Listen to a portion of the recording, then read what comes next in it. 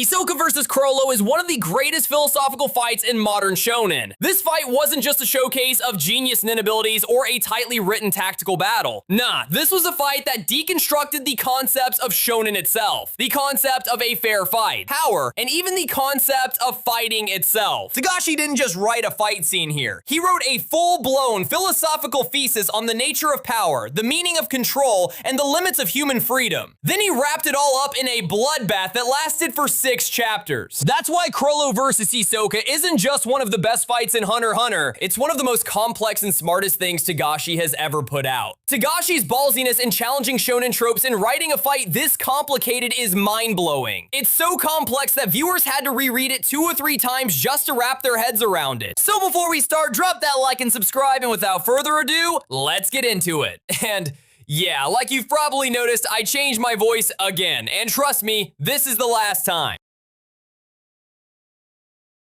Togashi designed this fight like a chess match or a long theatrical performance. Every single move was based on prior setup, not just a split-second reaction. Chrollo didn't step into the arena with a let's see how we wing it mindset. Chrollo walked in with a book full of carefully prepared abilities and calculated decisions for every element in the place, from the crowd to the structure and design of the arena itself. In traditional shonen, a fight is presented as a linear sequence. The enemy pulls a move, the hero pulls a stronger move, a big clash or dramatic saga happens, and then a final transformation ends the battle. That didn't happen here at all. Here, the reader is watching a complex combination of abilities. Black Voice, Sun and Moon, Order Stamp, Double Face. Each one isn't just a hit, it's a piece of a massive puzzle that has to be arranged perfectly for the plan to work and the final picture to emerge. From this angle, the fight is more like a performance. Chrollo is dancing with dozens of puppets in the middle of a crowd, engineering their positions, moving them using antennas and seals, turning the audience into a scene whose beauty is terrifying because it's built on a terrifying and hard to apply concept: control through chaos. The reader here isn't enjoying who's got the stronger hit, but rather how the trap was closed and how a simple move like blowing up one person from the crowd can completely flip the scales of the battle.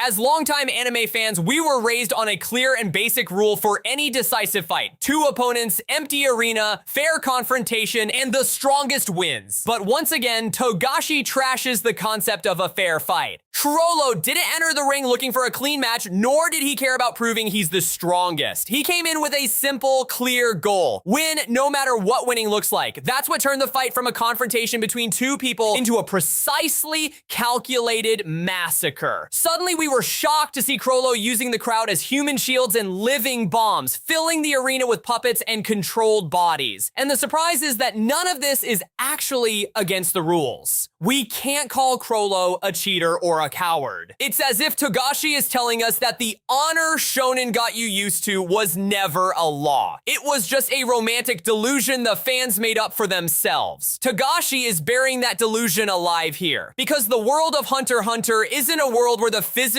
strongest wins, or even the most morally noble. This world rewards only one type of person: the smartest, the most prepared, and the one most willing to get their hands dirty if it guarantees victory. In a world like this, honor isn't a virtue, honor is a luxury, and a luxury that not everyone can afford.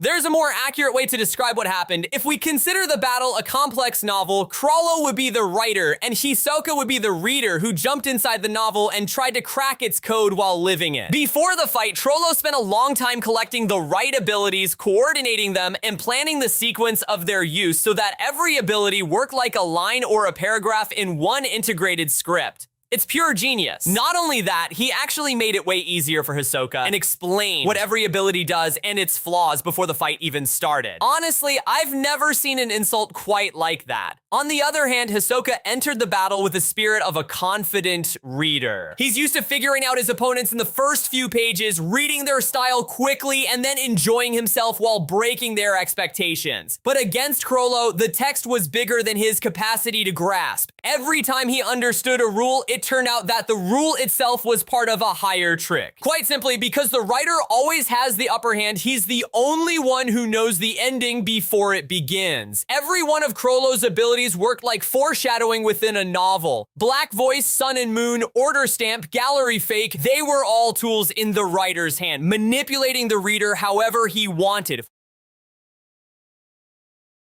The fight discussed two opposing ideas brilliantly, the order and the chaos. If we summarize the philosophy of both characters, Hisoka equals chaos, instinct, improvisation, momentary pleasure. Chrollo equals order, planning, control, structure. Hisoka is the embodiment of individual will that doesn't care about any moral or social system. What matters is the feeling, the thrill, and testing his limits and the limits of others. Chrollo, conversely, is part of a collective body. His view of himself is always linked to structure, organization, roles, and the accumulated capabilities of the group. The fight between them was a visual representation of this struggle. Hisoka moves freely, jumps, and improvises using bungee gum in a new way every second. Chrollo traps his movement with invisible walls of constraints, puppets, explosives, orders, clothes, and crowds numbered like elements in an equation. What's happening here isn't about who is stronger, but rather which philosophy can dominate the other. The fight tells us that chaos, if it can't understand its own evolution and read the order behind it, will just be raw material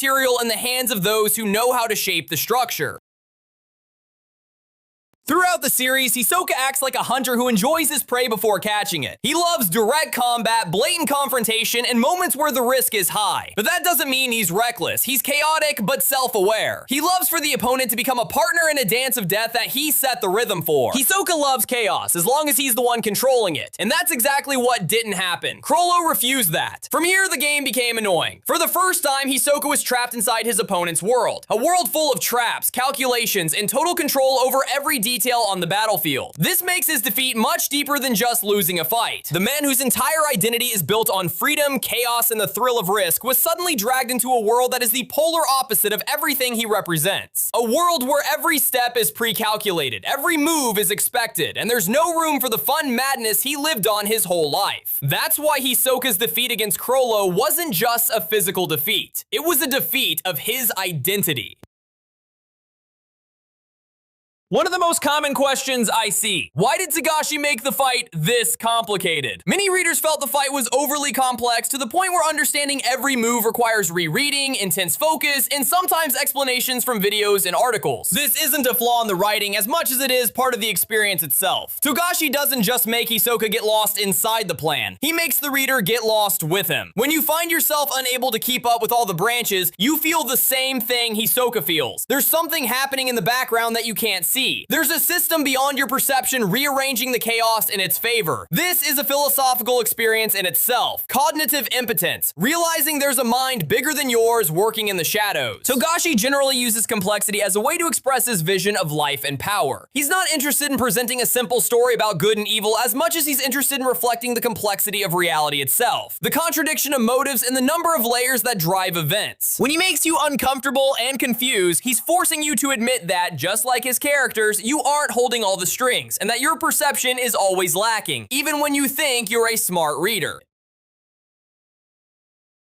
But in the end, after all that, Hisoka didn't actually die. So did that destroy everything Togashi built inside the fight? The truth is, no, it enhanced it and made it even stronger. Death here isn't just a plot device to bring back a fan favorite. It's an existential experience that sharply closed the gap between pleasure and death. Hisoka finally experienced the end he had been dancing on the edge of his whole life. After he comes back, we don't see the same old Hisoka. Hisoka transformed from a player who loves manipulation and waiting into a pragmatic hunter. His goal now is clear: wipe out the spiders one by one without playing around or procrastinating. And that's the first thing he did after coming back. This battle didn't just defeat Hisoka physically, it killed the old version of him. The version that believed life was a continuous game of pleasure and testing lost its specific innocence. The one who came back from the dead is the same person, but with a different philosophy. In the end, the greatness of this fight doesn't lie in who won or who lost, nor is it just in the genius of the plans. Its true greatness is that it's a fight that succeeded in doing something very rare in Shonen, using the battle as a philosophical tool, not just a power showcase. And this is truly what makes Togashi special, and he's done it multiple times throughout the story. In the end, I'm hyped as fuck for this fight in the anime, and I can't imagine how it's gonna look. But unfortunately, that's probably another 30 years away or something. If you enjoyed the video, don't forget to like and subscribe, and